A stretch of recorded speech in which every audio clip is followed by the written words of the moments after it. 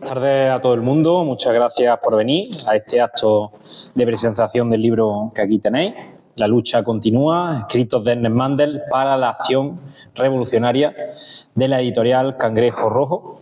Me acompañan en esta mesa la compañera Inés y el compañero Adrián para hablar de quién fue Ernest Mandel y por qué sus escritos siguen siendo relevantes a día de hoy. Pero antes de meternos en faena, me gustaría comentaros que el 30 de julio, del 30 de julio al 3 de agosto, comentamos esto ya antes de que se vaya nadie, por si alguien tiene que salir antes, estas cosas, del 30 de julio al 3 de agosto vamos a tener nuestra 9ª Escuela Internacional de Verano. Vamos a pasar, para quien quiera más información al respecto, esto para que se apunte y le mandamos la info por email, WhatsApp, lo que requiera. Este año tenemos la novedad de que vienen muchas organizaciones nuevas de todo el mundo, de Estados Unidos, de Alemania, de Austria, además de nuestros compañeros y compañeras habituales del MPAEG de Francia y de Spartakos de Grecia. Ahí, pues, ya sabéis que tenemos todos los años un espacio de debate y formación con talleres, foros, etcétera, y también, por supuesto, después un espacio lúdico, recreativo. Así que ahora, quien quiera recibir más info, pues se apunte ahí al listing. También es prioritario informaros de que la semana que viene, el sábado, tenemos una manifestación muy tocha de nuestras compañeras de piso del sindicato CSTA, junto a la Kelly Unión Granada y la Asamblea Interprofesional de Granada. Y esta manifestación es crucial, así que por favor intentad venir, que venga todo el mundo que sepáis, que podáis arrastrar.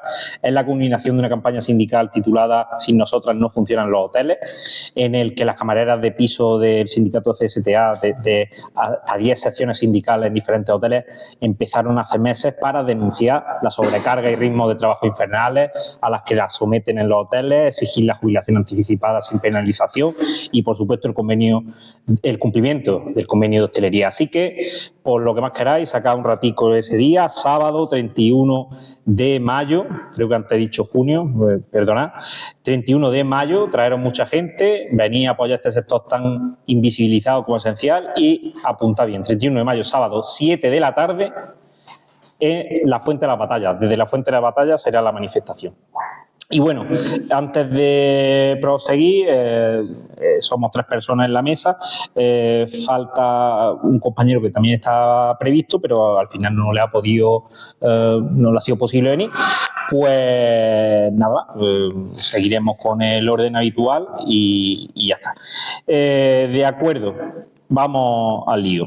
Bueno, si buscásemos, supongo que aquí hay mucha gente que no sabrá quién es Ernest Mandel, es natural. Si buscásemos quién fue Ernest Mandel, muy probablemente leeremos que fue un economista, un historiador, y en algunos sitios pone, que resulta ciertamente gracioso para que sí sabemos quién es, hasta un político, dicen. Pero Mandel no fue nada de eso. Mandel no fue ningún intelectual que buscase prestigio y una carrera en el mundillo académico, que ese mundo a veces tan cerrado, aislado, autorreferenciado, donde muchas veces se produce un conocimiento muy teórico, desligado de una práctica de intervención social, ¿no?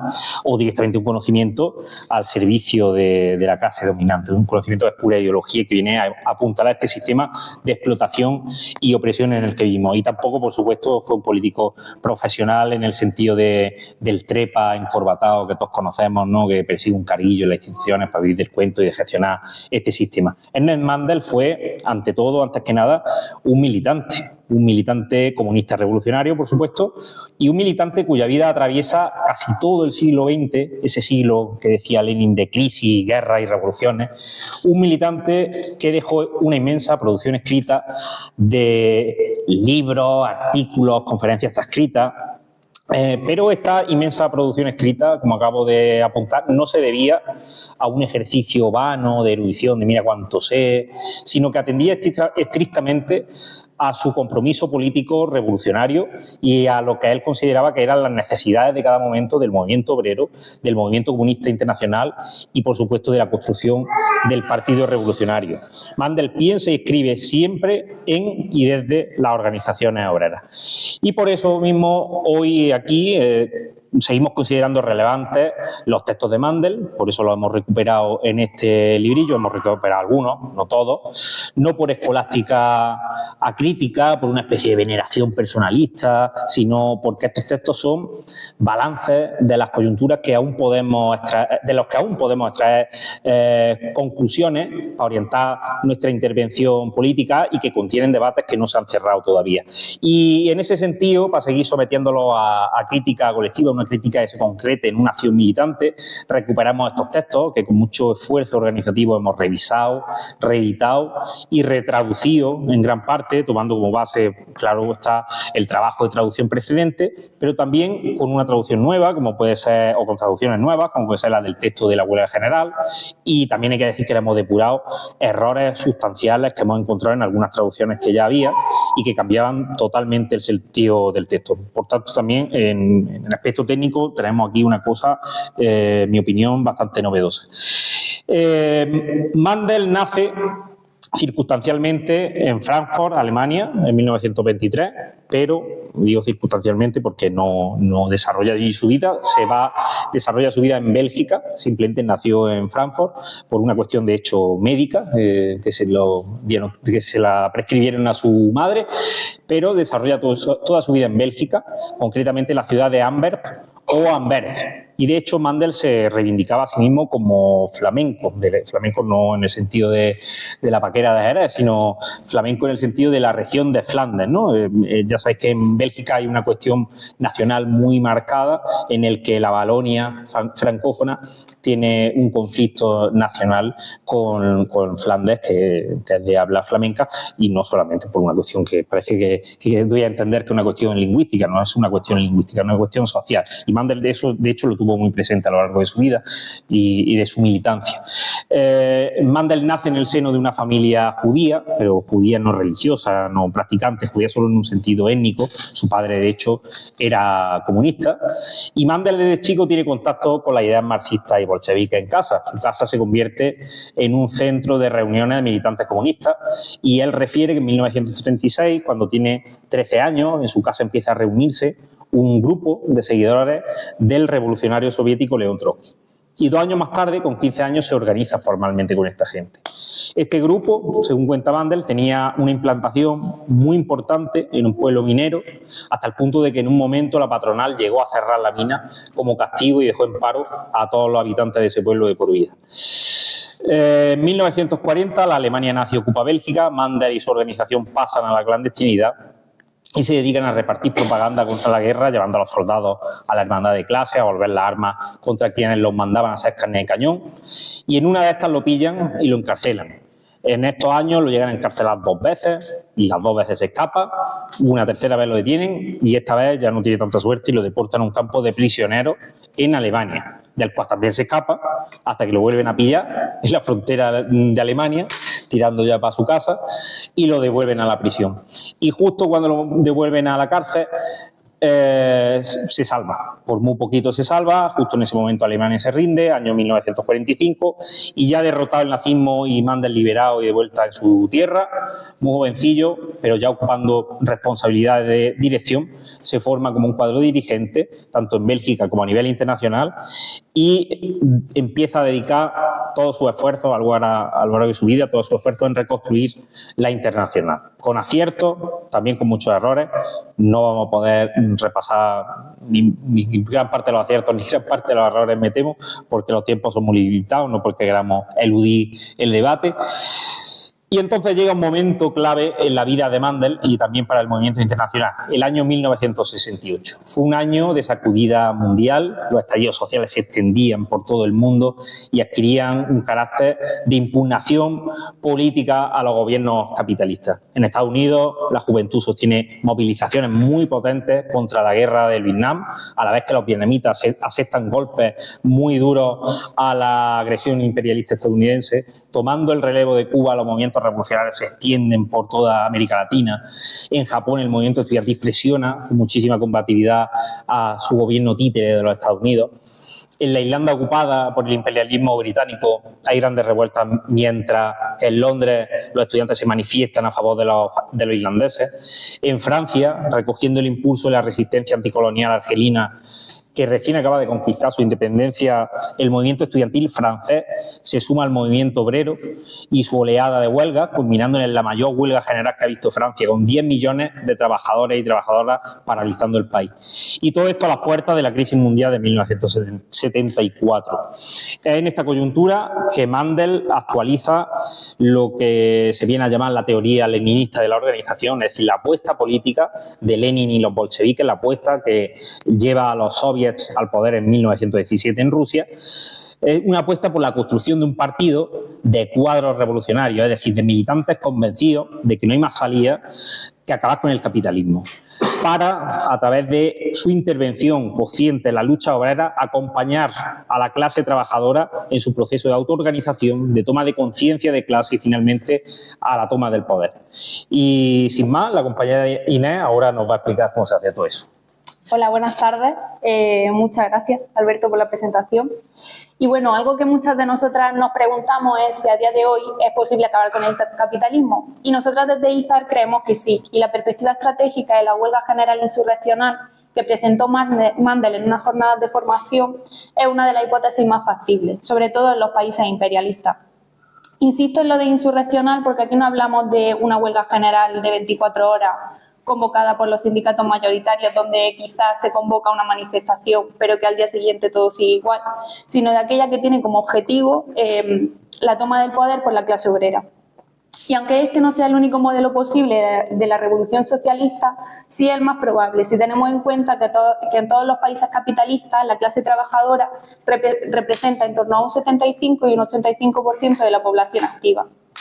En todo el mundo estamos viviendo un aumento tanto del número de huelgas como de su duración y además del número de movilizaciones. Y esta es la respuesta natural que tiene la población ante la agudización de la crisis capitalista, donde vemos un auge de la extrema derecha, crisis climática, un aumento del gasto militar en todo el mundo. Y un ejemplo de ello lo hemos tenido a finales de febrero de este año en Grecia, donde se ha vivido la mayor huelga general que posiblemente haya tenido este Estado durante toda su historia. Esta huelga, convocada en el segundo aniversario del desastre ferroviario de Tempe, tuvo un seguimiento altísimo entre el 25 y 40% de la población, con multitud de manifestaciones y huelgas en muchos sectores donde se logró paralizar el país. La clase trabajadora, consciente de que dicho desastre no fue un simple accidente, sino la consecuencia de un largo periodo de proceso de deterioro de los servicios públicos por parte de las políticas de privatización del gobierno griego, ha decidido enfrentarse a ello. Para impulsar y acompañar estas luchas, a menudo iniciadas de manera espontánea, consideramos como Mandel la importancia del papel del Partido Revolucionario. Hablaré de él más adelante, pero se trata de un partido constituido por militantes que, frente al peso de la ideología dominante sobre la mayoría de la población, tiene la cualidad de haber roto en mayor o menor medida con esta ideología, teniendo como último objetivo acabar con el sistema actual. Históricamente, el primer debate sobre la huelga general tuvo lugar a finales del siglo XIX y fue introducido por tendencias anarquistas. Sin embargo, presentaban una limitación grave, la subestimación del poder estatal. Creen que la sociedad burguesa se desmoronaría simplemente deteniendo el trabajo económico y reconducirlo bajo control obrero, subestimando el problema del Estado, del gobierno o del ejército y sin necesidad de insurrección. Por otro lado, frente a los sectores que niegan la eficacia de la huelga general, ya sea porque consideran que es difícil organizar activamente a una mayoría de trabajadoras, lo que implica subestimar a la fuerza de nuestra clase, o porque confían ingenuamente en el parlamentarismo, nosotras insistimos en que es la historia la que ha demostrado que precisamente a través de estas huelgas generales, donde gran parte de la clase trabajadora adquiere esa conciencia de clase. Y esto sucede porque las trabajadoras se dan cuenta de que a través de estas huelgas son ellas quienes verdaderamente producen y controlan todo. Por lo tanto, una huelga general no basta para derrocar el sistema capitalista, pero sí puede ser el principio de una revolución socialista. Y bueno, ¿qué es una huelga general insurreccional? Para definirla, primero tendremos que definir qué es una huelga. Y puede definirse como la herramienta histórica que ha tenido la clase trabajadora para defender sus intereses colectivos, la mejor herramienta para exponer la tensión entre el capital y el trabajo. Y una huelga general sería cuando esta herramienta se utiliza simultáneamente a mayor escala. Para diferenciarla de una huelga simplemente amplia, podríamos decir que la huelga general es ampliamente interprofesional, tanto en participación de diferentes sectores como los objetivos que se pretenden alcanzar. No solo afecta al sector privado, ya que al incluir elementos decisivos de todas las trabajadoras también incluye al sector público. Se paralizan centros de trabajo e instituciones del Estado como el transporte, la electricidad o el agua. Por último, se crea un ambiente de enfrentamiento global entre clases. No se reduce a un enfrentamiento entre un sector de la patronal y otro de la clase obrera, sino que da la sensación de que se trata de un enfrentamiento entre la burguesía en su conjunto y la clase obrera en su conjunto, aunque la participación de los trabajadores en esa huelga no sea masiva. Ahora, aunque esta lucha de clases se exprese en cada una de las huelgas generales, no dejan de ser momentos puntuales de enfrentamiento que pueden acabar aplastándose o dispersándose. Lo que permite que no se disperse esa fuerza de clase que se ha ido construyendo en el salto que supone la huelga general es defender que esta huelga sea activa. Y es que podrían diferenciarse dos tipos de huelga según sea pasiva o activa. La primera, como digo, dispersa la fuerza de clase y cada trabajador se va a su casa. Sin embargo, lo que debemos aspirar es a conseguir pasar a una huelga activa, donde las trabajadoras organicen por sí mismas la producción bajo su propia dirección. Y es difícil definir con exactitud una única vía donde poder conseguir esto, pero sí hay algunos puntos clave a tener en cuenta. En una huelga activa, los obreros han de hacerse con el control de los sectores estratégicos y ponerlos al servicio de la huelga. Ejemplos claros de ello son los transportes y los bancos y las cajas de ahorro. En una huelga de transporte, la vida económica burguesa se paraliza, pero bajo control obrero puede retomarse para, por ejemplo, llevar a huelguistas a una manifestación. Algo similar ocurre con los bancos. En una huelga general pasiva de los bancos prolongada puede afectar negativamente a las trabajadoras, pero si las cajas de ahorro se reabren bajo control obrero, se produce un cambio en quien verdaderamente administra el sistema bancario y financiero. De ahí que las revolucionarias siempre hagamos tanto hincapié en reforzar las cajas de resistencia durante la huelga. Si se paraliza la vida económica durante mucho tiempo, se hace imposible vivir y es necesario un sostén económico y material que ponga en funcionamiento mecanismos para la supervivencia de la clase obrera, siempre bajo su control. Un ejemplo reseñable de huelga activa donde se vio esto fue en 1973, durante la huelga en la fábrica de relojes LIP en Francia.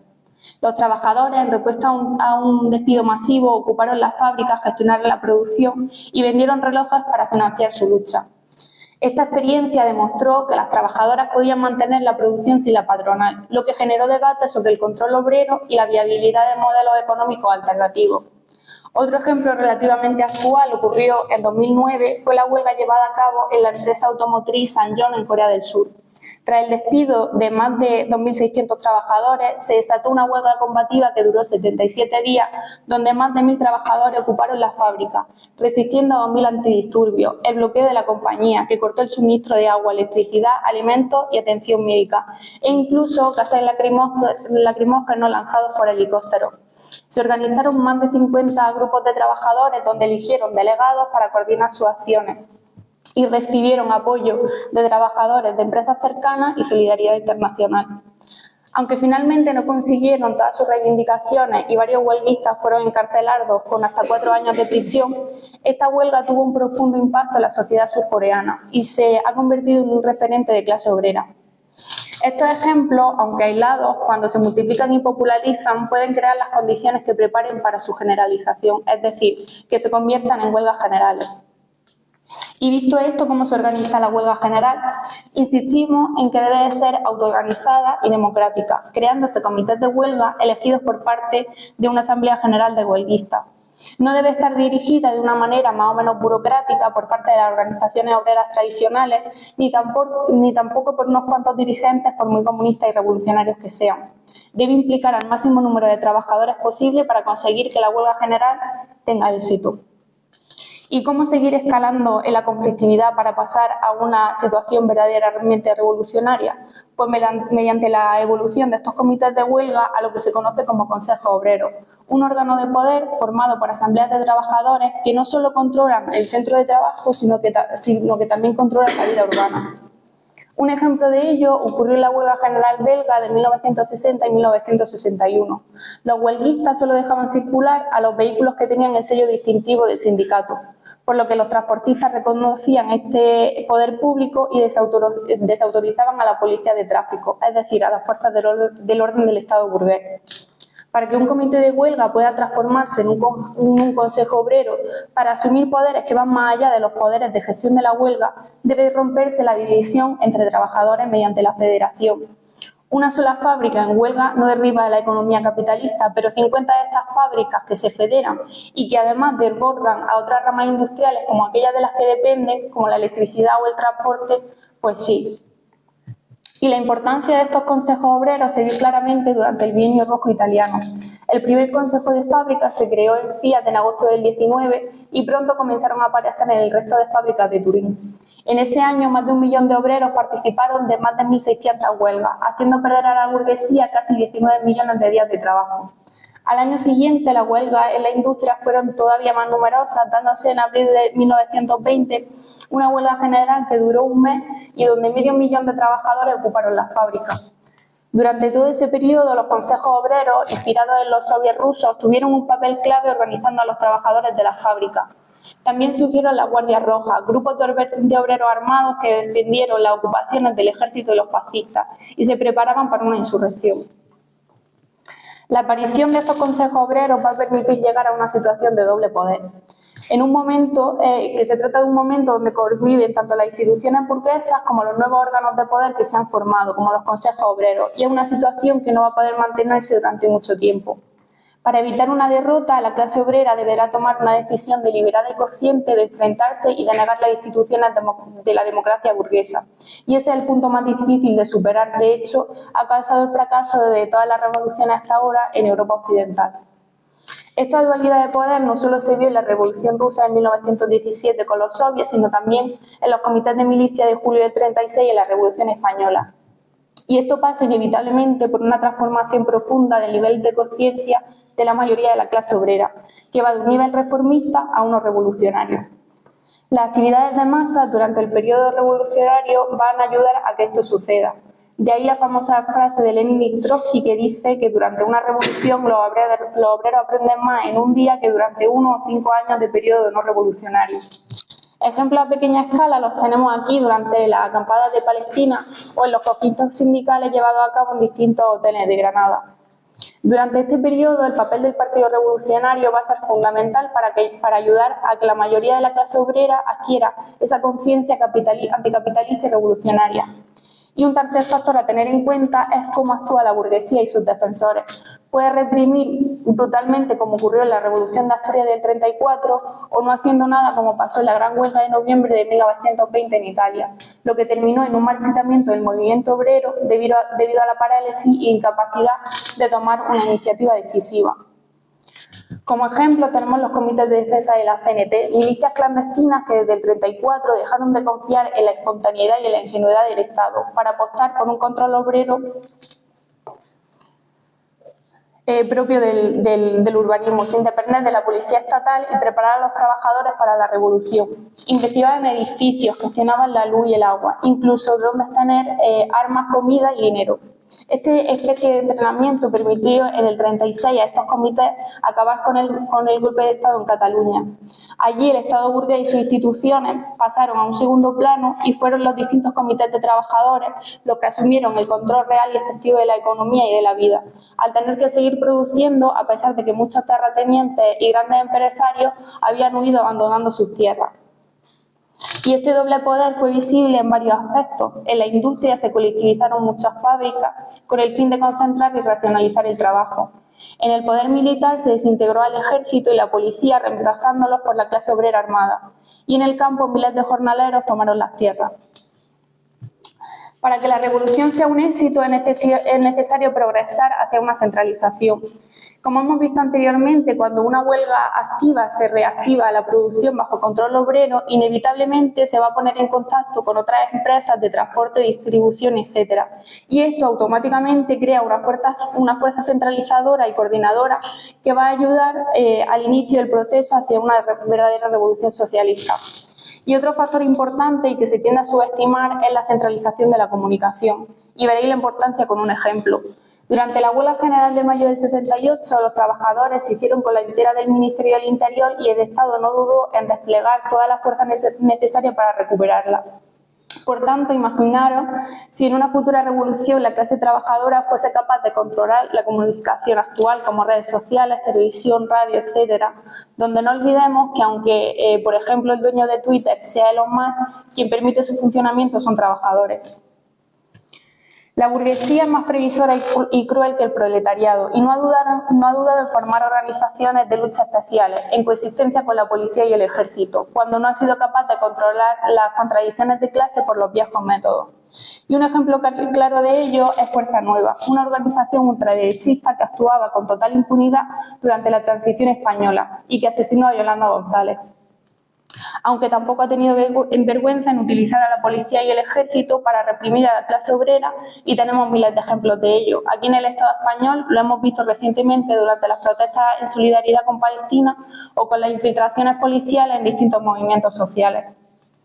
Es por tanto ilusorio no abordar el tema del armamento obrero y la autodefensa en periodos revolucionarios, ya que la toma no podrá darse ni tampoco se podrá mantener si no se arma a la clase trabajadora. Y debemos subrayar que en todos los fracasos de la revolución en Europa Occidental en los últimos años no han tenido lugar porque la clase obrera no fuese capaz de manejar las armas, sino que ha habido errores en el plano político. Y un ejemplo que demuestra que sigue siendo de actualidad la posibilidad de la revolución en un país capitalista es mayo del 68, y ya el compañero ha dado algunos puntos clave en la introducción. Aunque comenzó siendo un movimiento estudiantil, pronto se le unió la clase obrera. En la huelga general convocada participaron más de 10 millones de trabajadores y entre ellos se extendieron rápidamente la ocupación de fábricas. Las aspiraciones de las masas de los huelguistas desbordaban ampliamente las reivindicaciones puramente salariales y os pongo un ejemplo de ello. En una fábrica los trabajadores decidieron continuar la fabricación pero produciendo aquello que consideraban importante, en especial walkie-talkies que ayudaban a los huelguistas y manifestantes a defenderse contra la represión. Finalmente, la izquierda cedió al gobierno de De Gaulle, aceptando concesiones salariales, elecciones anticipadas y represión a la extrema izquierda. Lo que demostró en mayo del 68 es que nunca se va a poder derrocar al sistema capitalista con pequeñas conquistas como nos quieren hacer vender sectores reformistas. Si no se da un cambio brusco de las relaciones de fuerza, el capital encuentra y encontrará los medios para integrar tales conquistas en el funcionamiento del sistema. Faltó una organización u organizaciones socialistas y comunistas que desde hace años hubiesen estado preparándose para este tipo de revolución y hubiesen estado implantadas en las masas. Y una manera de minimizar precisamente estos errores políticos es a través de la construcción de un partido revolucionario, como he comentado. Ya decía Lenin que no hay revolución sin partido revolucionario. Y es Mandel en los 70 cuando actualiza en un contexto mundial diferente la necesidad de este partido leninista en la teoría leninista de la organización. La propia inercia de las contradicciones del sistema capitalista hará que siempre haya lucha y movilizaciones de la clase obrera para que éstas defiendan sus propios intereses de clase. Esto significa que frente a políticas antisociales que afectan a los salarios, al puesto de trabajo, servicios públicos o la vivienda de la mayoría, estas siempre acabarán en mayor o menor medida organizándose colectivamente para tratar de responder a estos ataques.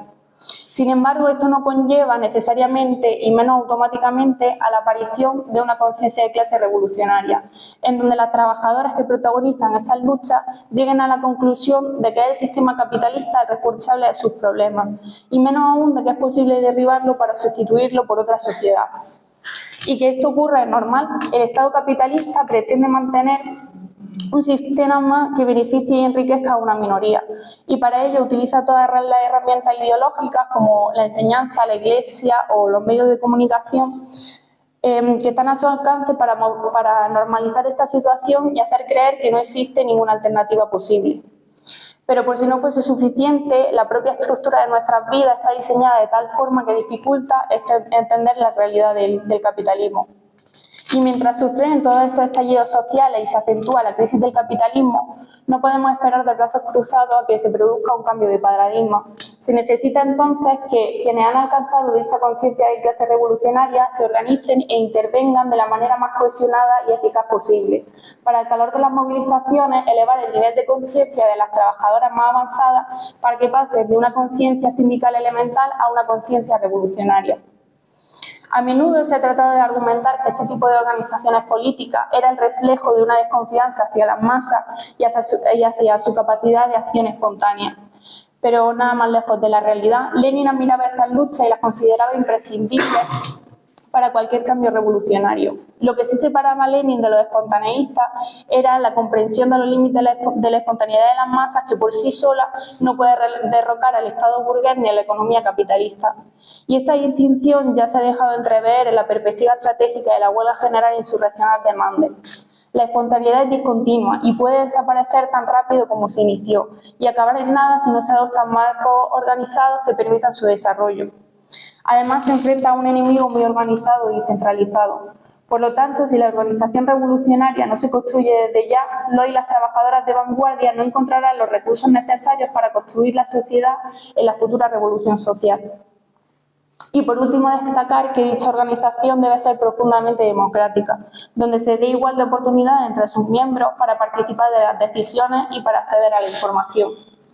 Y rápidamente, para concluir, solo me queda destacar que la perspectiva estratégica de la huelga general insurreccional es una cuestión de total actualidad. Y esto es así porque nos encontramos en un periodo en donde los estallidos sociales no paran de aumentar y donde la lucha de clases no para de agudizarse. Y todos estos ataques de los capitalistas contra nuestra clase, más que de movilizarnos y llevarnos a pensar que está todo perdido, debe servirnos de motor para organizarnos. Y esto fue un poco lo que me sucedió a mí. Pasé de ese pensamiento catastrófico e individualista de el mundo se va a la mierda, me voy al campo a vivir, algo que seguramente ha pensado más de una, a convencerme, gracias a compañeros y compañeras, de que es posible acabar con el sistema capitalista criminal en el que vivimos y decidir militar en un partido comunista y revolucionario como EIZA. Muchas gracias.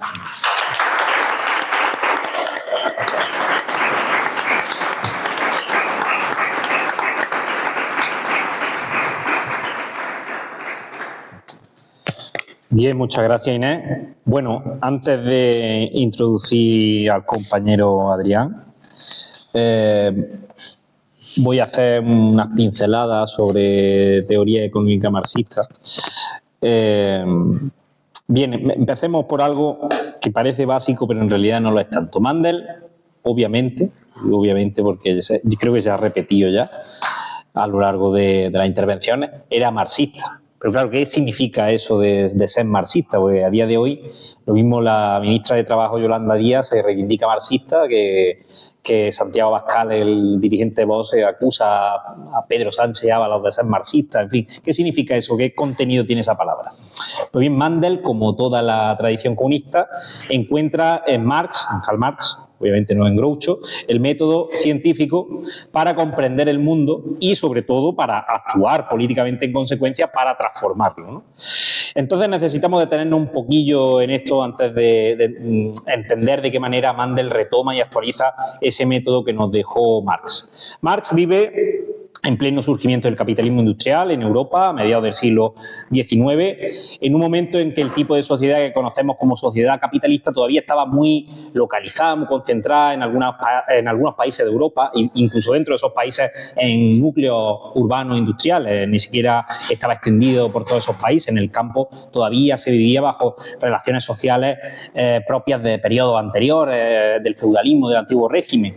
Estos países podrían ser Inglaterra, Francia, Alemania. Y en ese momento Marx ve que al mismo tiempo que surge este tipo de sociedad, la sociedad capitalista, nace también una clase social nueva, que es la clase trabajadora, una clase social nueva y que trae una novedad, ¿no?, en la sociedad. ¿Por qué? Porque se caracteriza por lo siguiente: para poder sobrevivir, para poder ganarse la vida, necesita vender su fuerza de trabajo por un determinado tiempo. Esto es algo que tenemos tan internalizado a día de hoy, todo el mundo que estamos aquí presentes, que nos parece natural, que lo llevamos haciendo los seres humanos desde que nos bajamos de los árboles, ¿no? Pero no es del todo así. Una cosa es trabajar y otra es vender tu fuerza de trabajo, reitero, por un determinado tiempo para poder comer, tener techo y ponerte un abrigo. ¿A quién le vende su fuerza de trabajo la clase trabajadora? A la clase capitalista, a la burguesía, clase burguesa, que es la que posee los medios de producción, el capital, es decir, los talleres, las fábricas, las herramientas con las que se producen los bienes y servicios que necesitamos para seguir aquí de pie, ¿no? esos bienes y servicios adquieren en este sistema la característica de ser mercancía, la forma de mercancía, ¿vale? Las mercancías luego se intercambian en el mercado. Entonces Marx nota que la fuerza de trabajo también es una mercancía, que se compra y se vende, en este caso por un salario. En el mercado laboral los capitalistas y los trabajadores asalariados entonces sellan ese intercambio con un contrato en aparentemente total libertad e igualdad de condiciones, ¿no? Y no se ría nadie. Sin embargo, Marx se pregunta, ¿por qué entonces hay conflictividad social? ¿Por qué los obreros se organizan en sindicatos y luchan por mejoras salariales? ¿Por qué hay huelgas? ¿Por qué el patrón manda a la policía a abrirles la cabeza y reprimirlos por protestar? ¿Por qué pasa todo eso si se supone que ese intercambio entre el patrón que paga por la fuerza de trabajo y el obrero que la vende se da en libertad e igualdad de condiciones? Pues bien, Marx observa que el valor de la fuerza de trabajo está determinado por el coste de su reproducción. ¿Qué quiere decir eso? Lo que quiere decir es más sencillo que el palabra ese de por el coste de reproducción. Lo que quiere decir es que el valor de la fuerza de trabajo que va a vender el obrero está determinado, se corresponde por lo que el obrero necesita para mantenerse vivo y capaz de trabajar al día siguiente. Es decir, la comida, la ropa, el techo para cobijarse, la mochila para el cole de los niños, todo lo que consumimos en nuestro día a día. Ese valor lo va a producir el obrero durante un tiempo determinado de su trabajo. Sin embargo, Marx señala de pronto, oye, aquí pasa algo raro. El obrero trabaja más horas de las necesarias para producir ese valor. Con lo que durante ese tiempo de más, durante esas horas de más, produce más valor, un valor excedente, un plusvalor, una plusvalía. Y esta plusvalía no le es remunerada al obrero, sino que el capitalista se la apropia en forma de ganancia. Y ahí es donde gana pela el hombre con el trabajo de los obreros y las obreras. Y ahí empieza todo el lío. Ahí es donde radica el problema de la explotación. No es una cuestión moral sobre si el empresario es avaricioso, nada, no. Esto va de una contradicción que ubica automáticamente al obrero y al patrón en posiciones antagónicas. Lo ubica en un pulso en que el empresario va a buscar a toda costa exprimirle más sangre, más plusvalía al trabajador, haciéndole trabajar más horas de las que tiene por convenio, bajándole el salario. El enfrentamiento es inevitable. Por eso decimos eso de que no hay otra manera, o con la patronal o con la clase obrera, porque es que es cierto. Cuando vemos, por ejemplo, que los beneficios de la patronal hostelera en Granada no paran de engordar, mientras los salarios de las cámaras de piso pierden más y más poder adquisitivo. La lucha de clases es, por tanto, consustancial, inherente al propio sistema capitalista. Esta situación de conflicto que acabamos de describir se traduce a nivel de empresa, como bien sabemos, en campañas sindicales por subidas salariales, mejoras por las condiciones laborales, quiero decir, contra los despidos, pero también tiene una dimensión más amplia, una dimensión social, cuando se traduce en estallidos sociales, revueltas, huelgas generales, a las que la burguesía, los capitalistas siempre responden con su aparato de represión, la policía, el ejército, para mantener a la clase obrera a raya y seguir parasitándola. Pero Marx advierte un problema mayor en el seno de la lógica capitalista. El capitalismo está condenado a crisis periódicas y aquí es donde va a entrar también Mandel. ¿Por qué pasa esto? Pues bien, en su búsqueda de la rentabilidad, de la máxima ganancia, los capitalistas invierten en nuevas tecnologías, en maquinización o ahora lo que estamos viendo de digitalización, robotización, para producir más mercancía en menos tiempo. Pero llega un punto en que la inversión en capital es tan grande que los capitalistas empiezan a ganar menos. Y esto se debe a que la fuente de valor, como hemos visto antes, no es el capital invertido, sino el trabajo vivo. El trabajo vivo es la fuerza de trabajo que pone en movimiento esa maquinaria.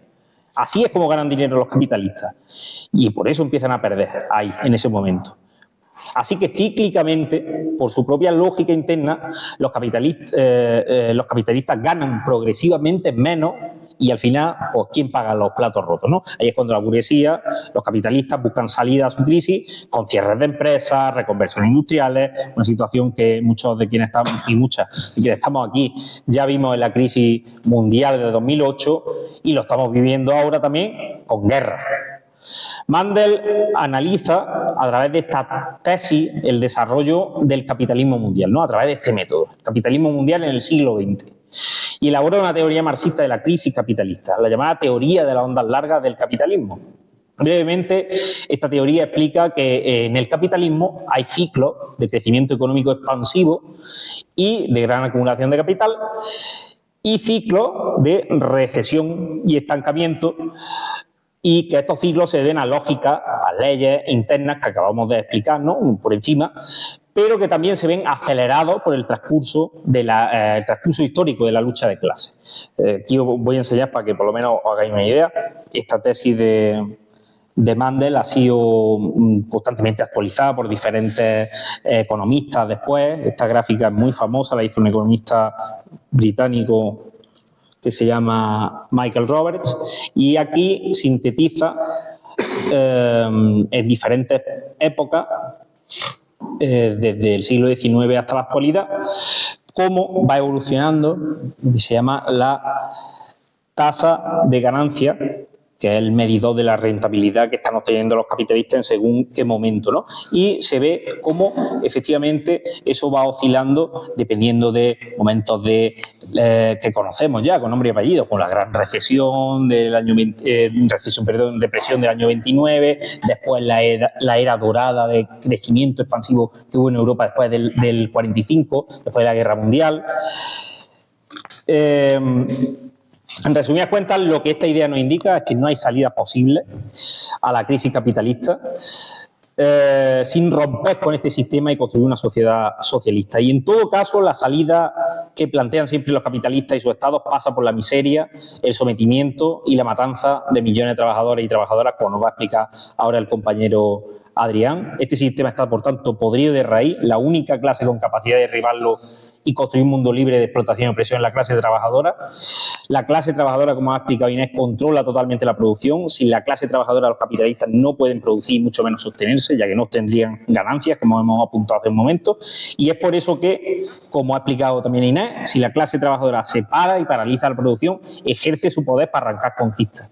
La principal tarea, por tanto, de la organización revolucionaria es prepararse a ese momento, para llegar a ese ciclo de gran conflictividad social que llega, como hemos visto hace una milla, empujar hacia una unificación de las diferentes luchas, favorecer la autoorganización de la clase trabajadora y que dé saltos en su conciencia para comprender al final la necesidad de tomar el poder y poner fin a este sistema de crisis y guerra. Y ahora, sin más, a ver cómo nos ilustra nuestro compañero Adrián en esto. Esto es aquí.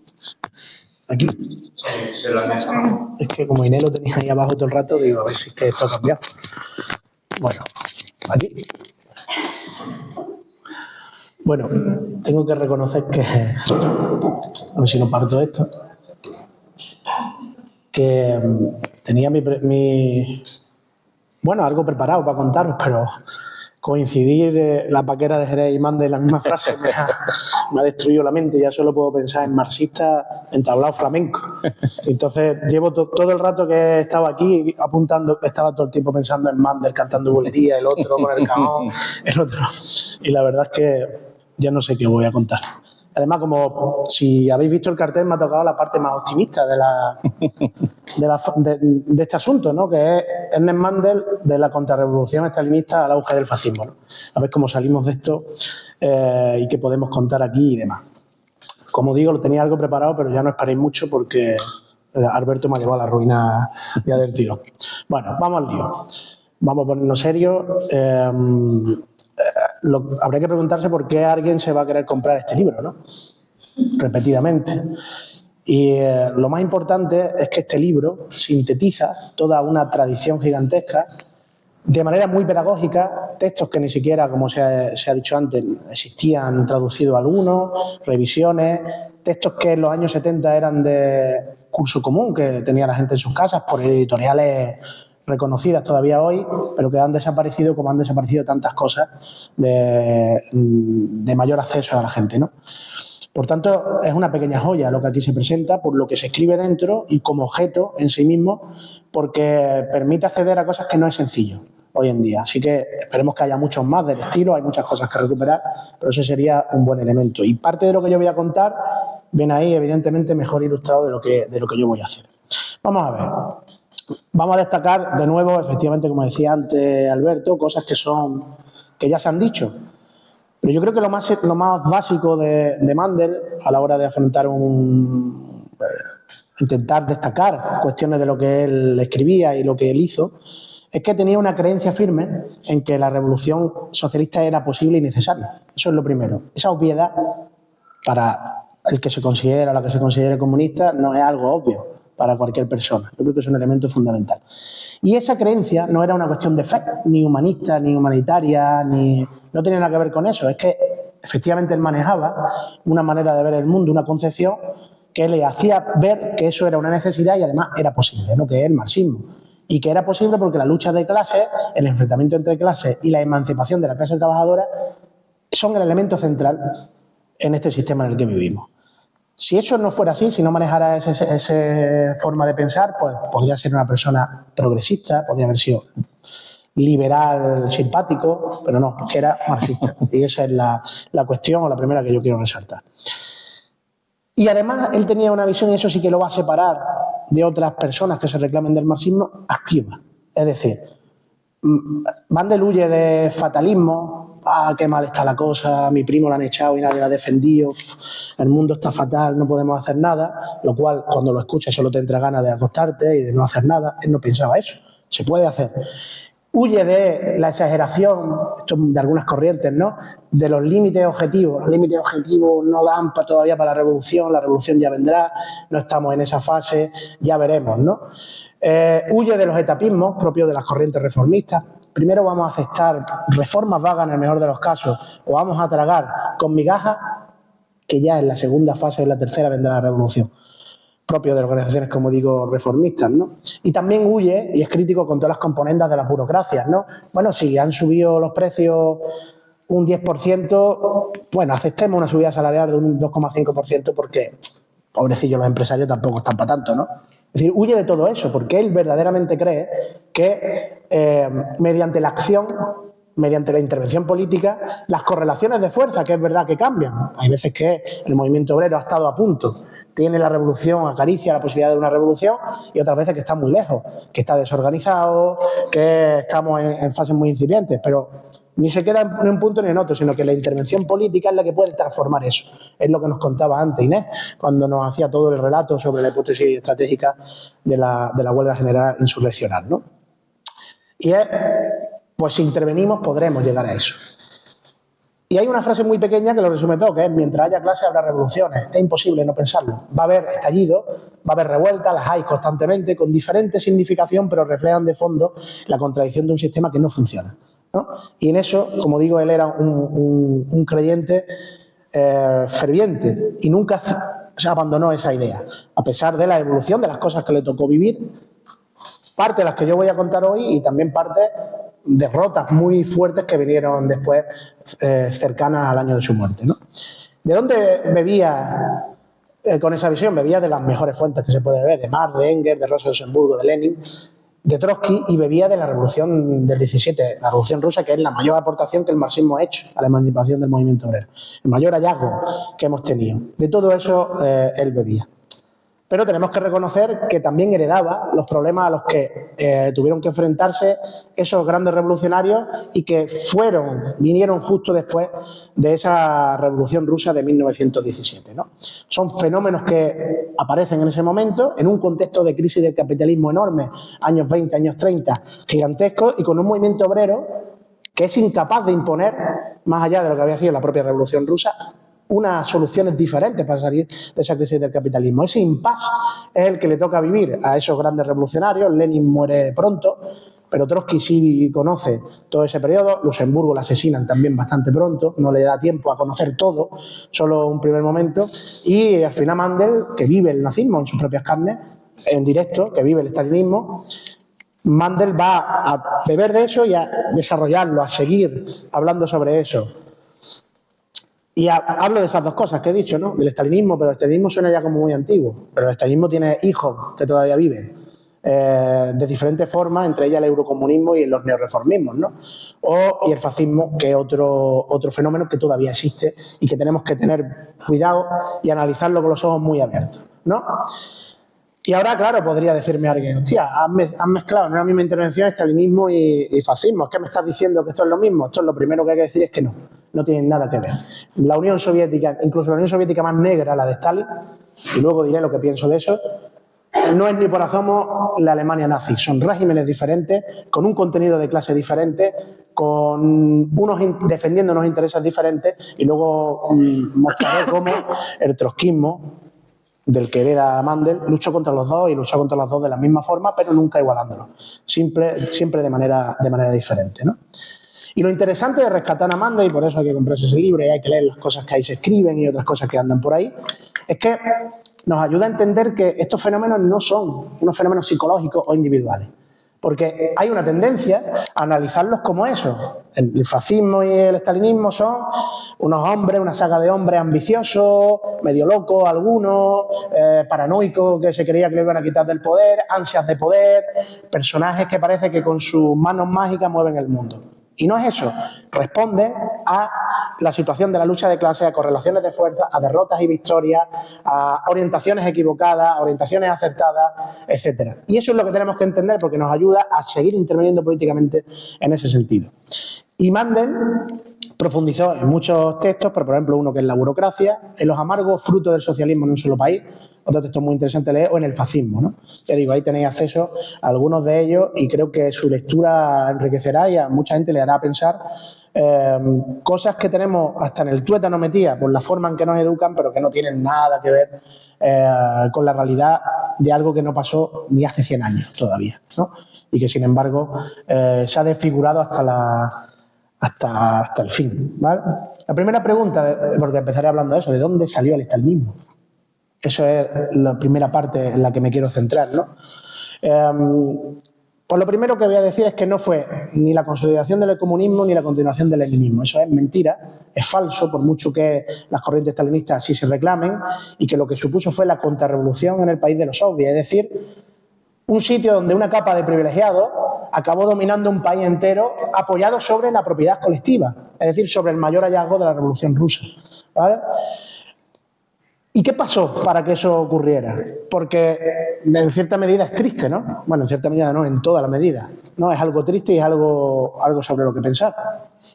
Después de la Revolución de Octubre del 17, es decir, cuando los soviets, y diré los soviets, porque no es ni el partido bolchevique con una estratagema, ni es los soviets liderados por la intervención política del partido bolchevique, toman el poder en Rusia y nace el primer Estado obrero de la historia.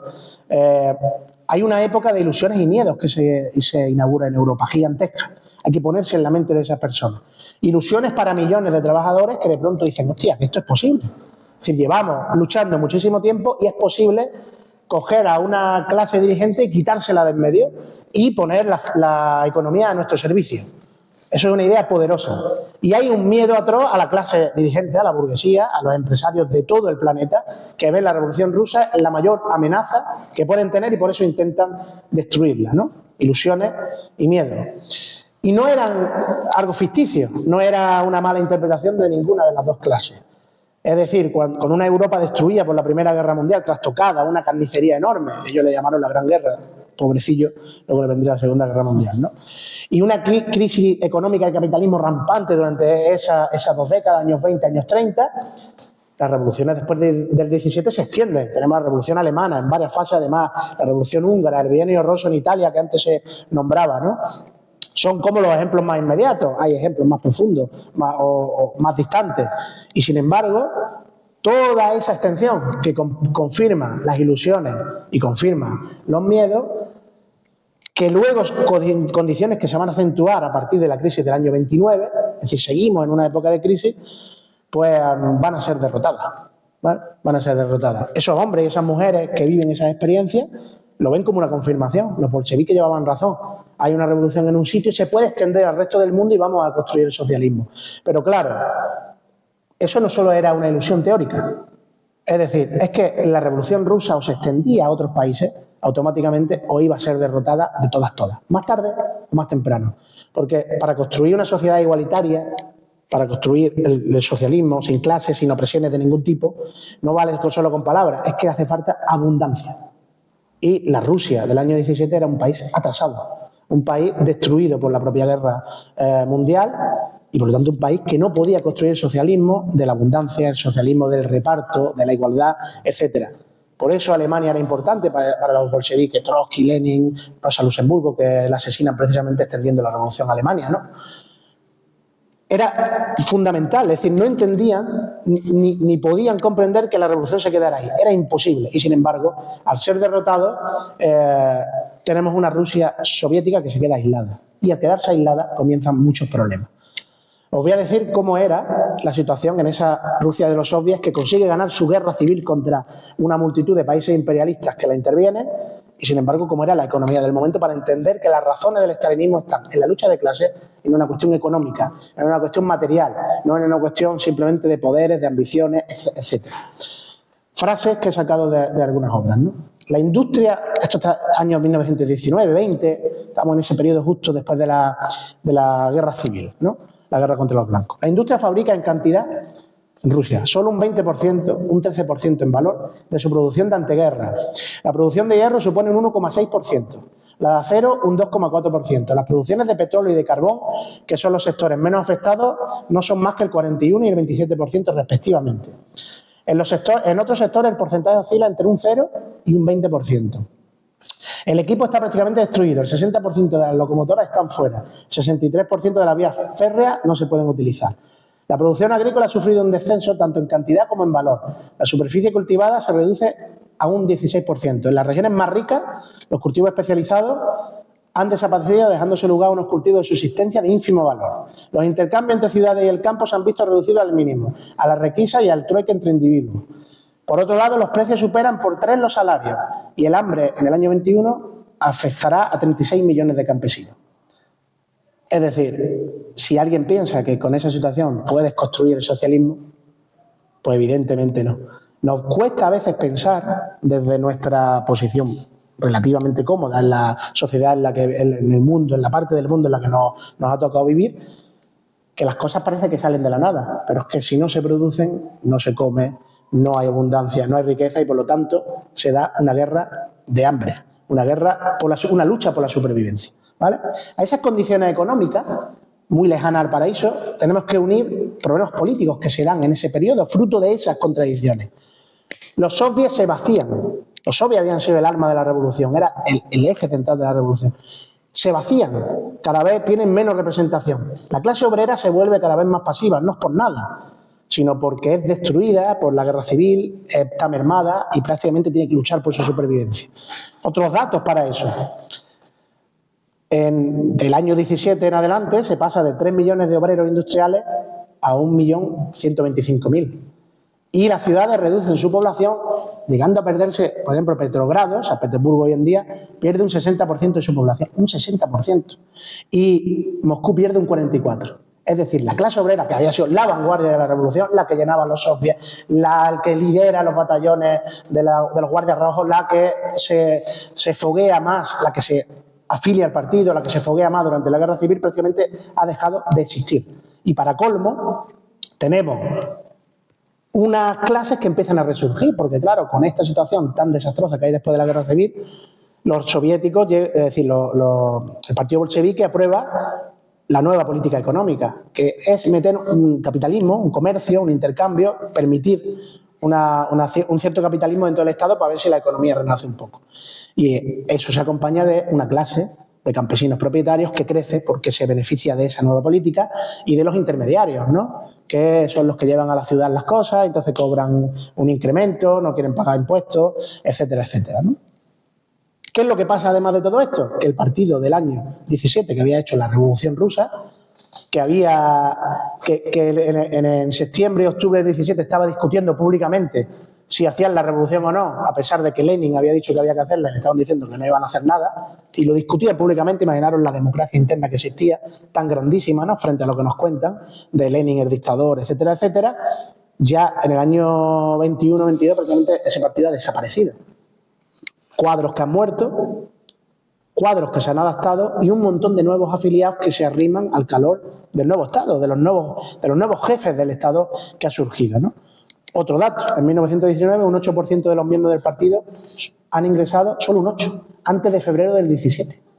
Es decir, y solo un 20 antes de octubre. Es decir, la mayoría del partido ya no ha hecho la revolución, no ha visto la revolución y, por tanto, no son militantes ni ganados de la misma forma, ni militantes que tienen las mismas ideas, ¿vale?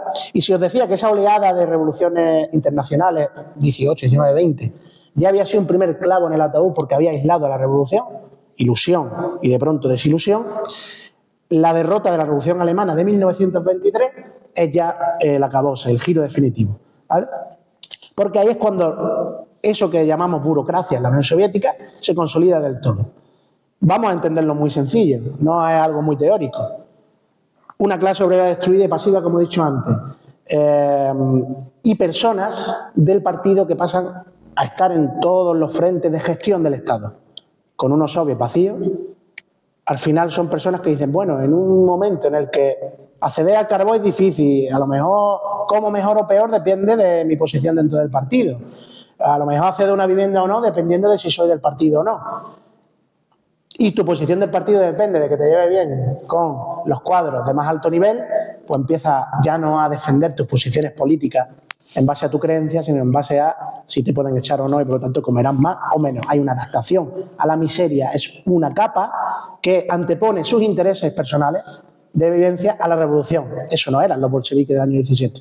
Eso son la cantidad de personas que van entrando, que se les permite entrar, que ya no se educan en el marxismo posteriores. Y no solo es por su cuestión personal, es que la propia burocracia del partido, la capa de dirigentes que se van haciendo con el control, van agotando, van asfixiando la democracia interna de la organización.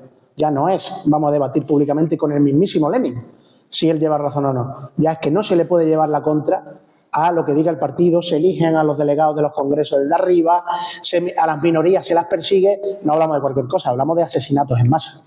Te podrías acabar asesinado por la policía política soviética si hablaba más de la cuenta, ¿no? Es una tradición fundamental. Y la consolidación de esta burocracia de privilegiados, el problema es que se traslada a nivel internacional. La internacional de Lenin, de Trotsky y de compañía solo pensaban en cómo extender la revolución porque sabían que no podía sobrevivir la revolución rusa.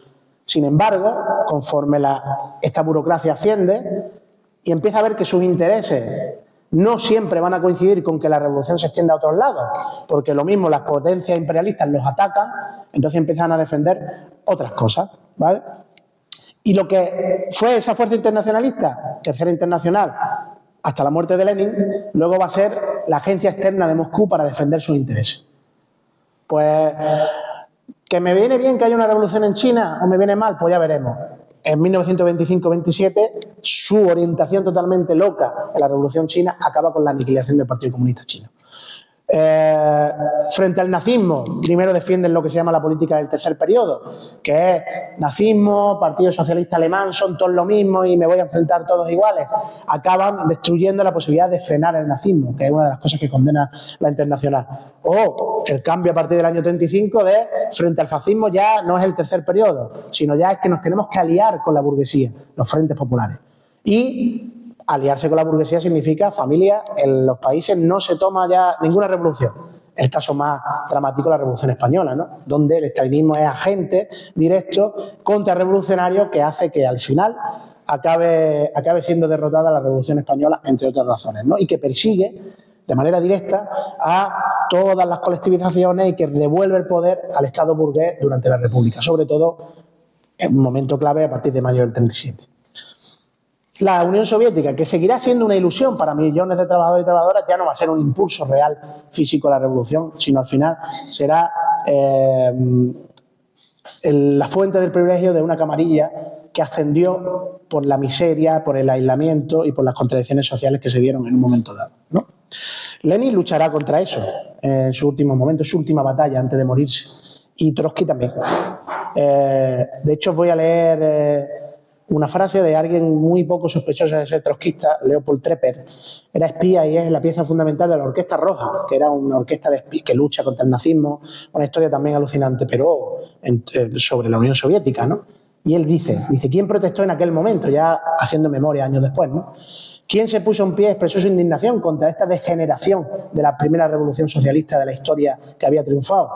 Dice, los trotskistas pueden reivindicar ese honor, siguiendo el ejemplo de su líder que pagó su obstinación con un pioletazo, lucharon a muerte contra el estalinismo y fueron los únicos que lo hicieron. En la época de las grandes purgas ya solo podían gritar su rebeldía a las inmensas heladas en las inmensidades heladas a las que habían sido conducidos. En los campos de concentración su conducta fue digna e incluso ejemplar, pero sus voces se perdieron en la tundra, ¿no? Es decir, hubo gente que luchó por eso. Cuando relacionan a Stalin con el comunismo, debemos por lo menos rebelarnos contra esa idea. Stalin es el mayor asesino de comunistas que ha habido en la historia, mayor que cualquier otro, que los fascistas, que cualquiera. El mayor fue Stalin, ¿vale? Y aquí entroncamos con la otra cuestión, que intentaré ir más rápido, no sé ni el tiempo que llevo. Llevo 21 minutos, 3, tardaré más, ¿vale? Aquí entroncamos con la otra cuestión, que es el fascismo, ¿no? La política errónea, por un lado, de los partidos comunistas liderados ya por la Unión Soviética, pero por otro, esas condiciones de crisis que se van agudizando y ese miedo de la burguesía nos llevan al ascenso de ese otro fenómeno que es el fascismo, y que Mandel también vivirá en sus carnes, como dije antes, ¿no? Aquí insisto de nuevo, no igualo, por muy mal, es decir, por un análisis totalmente objetivo que yo haga del estalinismo, no lo igualo al fascismo en ningún momento.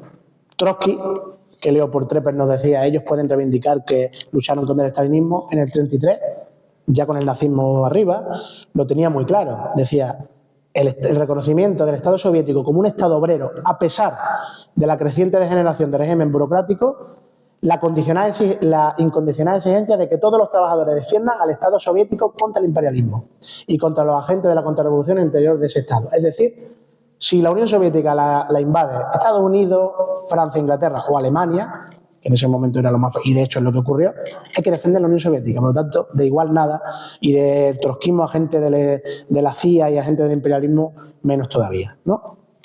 Como decía, el fascismo es un fenómeno que también surge en ese periodo, pero ya no surge de una revolución degenerada, aislada, con dificultades económicas y materiales, sino que va a surgir de una sociedad en crisis total, ¿vale? Y de una clase obrera incapaz de dar una salida a esa crisis.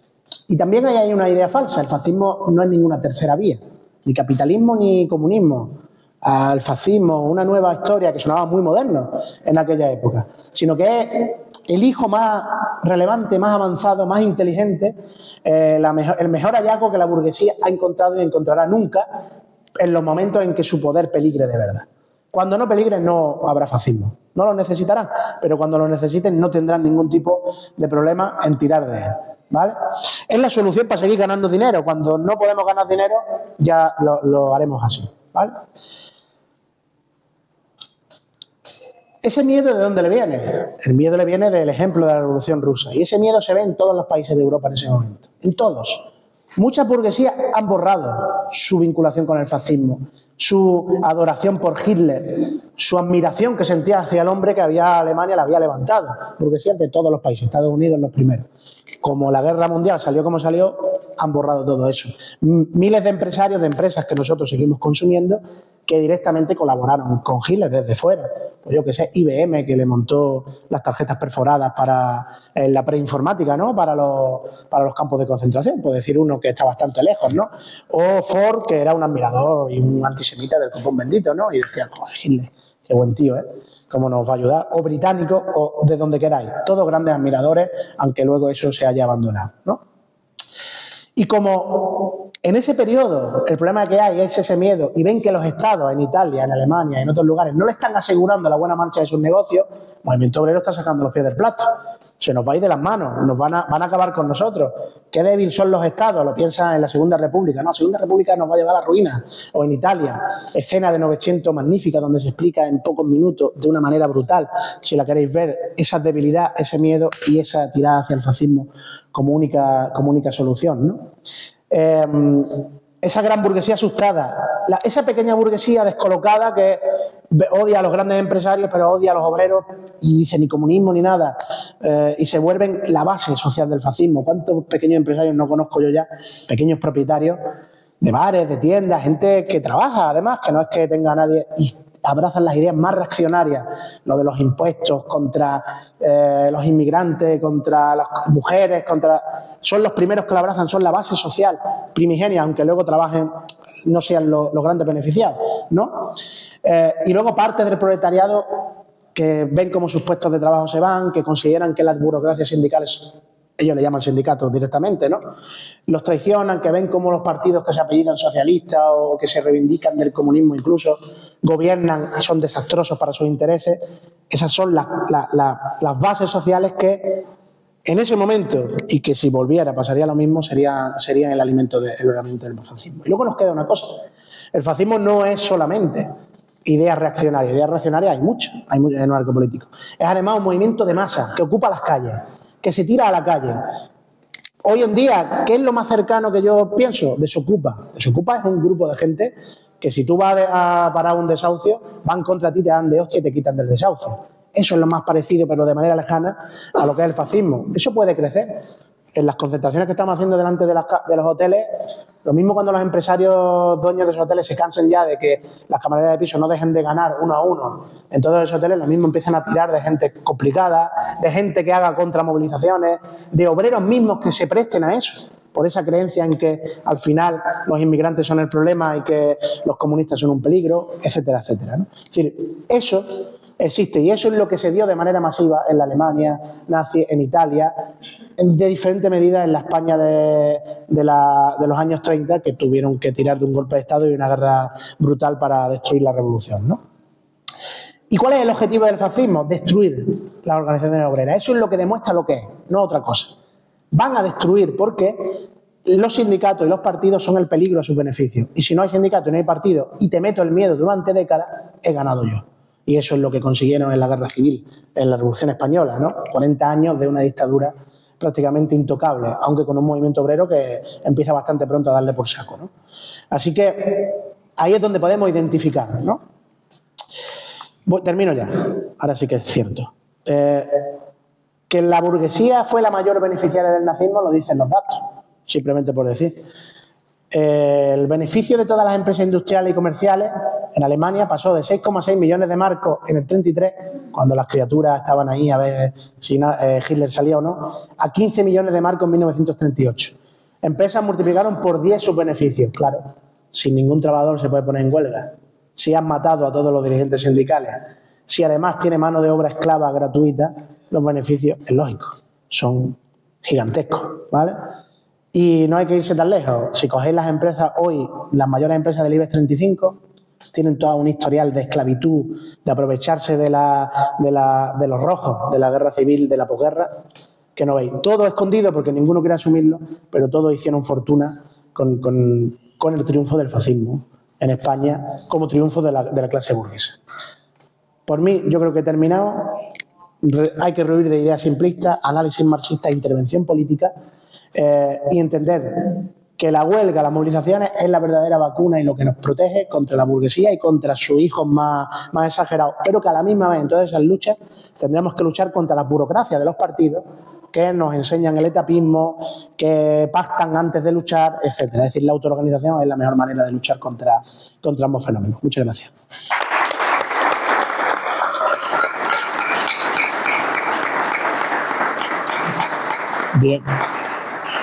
Bien, antes de terminar esta ronda y dar pie al debate abierto,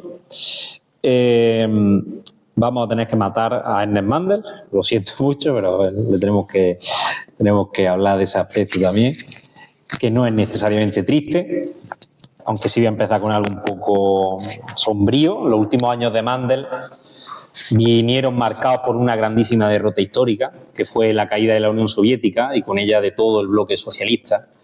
Él se había formado alguna esperanza en que dentro de la sociedad soviética, que conocía muy bien, él era un gran conocedor de la sociedad soviética, no hablaba por hablar, la había estudiado con mucho detenimiento, con mucho análisis, y él se había formado la esperanza de que había tendencias antiburocráticas socialistas, es decir, tendencias dentro de la sociedad soviética socialista que derrocarían a la burocracia a finales de los 80 y los 90 y que empujarían hacia la reforma política sin restaurar el capitalismo. Lamentablemente, esto no fue así y al final, después del largo siglo XX, la contrarrevolución, como ya ha expuesto Adri, se impuso y no se pudo continuar la revolución iniciada en 1917.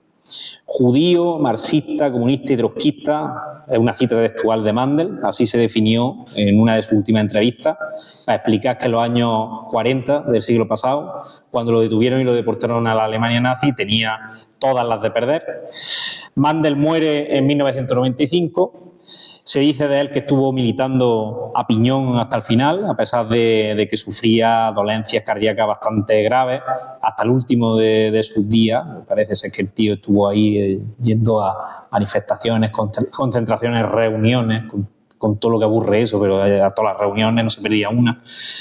Y con él muere un superviviente de una generación que en gran parte cayó bajo la bota del fascismo o en los campos de exterminio nazi, como su camarada y amigo del alma Abraham León, que murió muy jovencillo en Auschwitz y que en mitad de la guerra, antes de que lo pillaran y se lo llevaran para allá, escribió un ensayo marxista sobre la cuestión judía que se oponía frontalmente al sionismo que hoy masacra a miles y miles de palestinos en Gaza.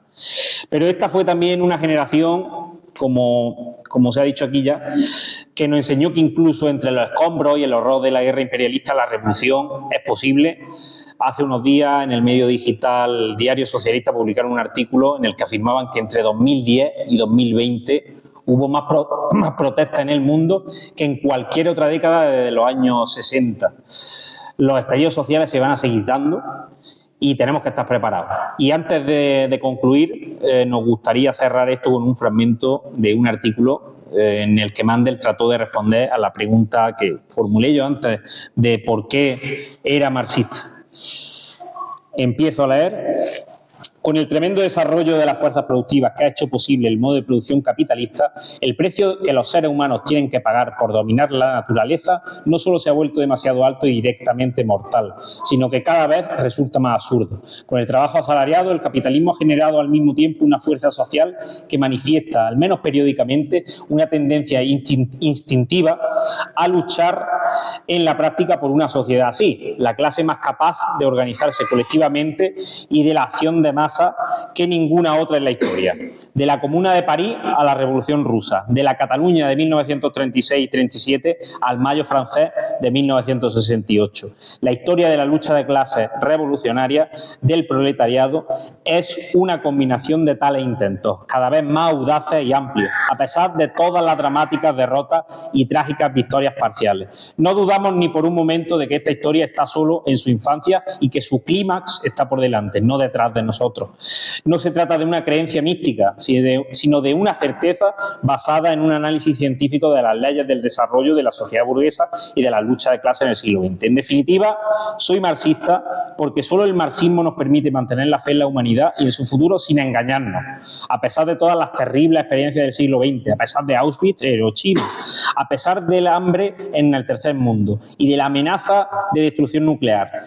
El marxismo nos enseña a aceptar la vida y a los humanos, a amarlos sin adornos, sin ilusiones, con plena conciencia de las infinitas dificultades y de los inevitables reveses en los millones de años de progresión de nuestra especie, desde un estado próximo al de un simio hasta el del explorador del universo y conquistador del cielo. Para esta especie, hacerse con el control consciente de su propia existencia social se ha convertido ahora en una cuestión de vida o muerte. Finalmente, logrará realizar la aspiración más noble de todas, la construcción de un socialismo mundial humano, sin clases y sin violencia. Muchas gracias.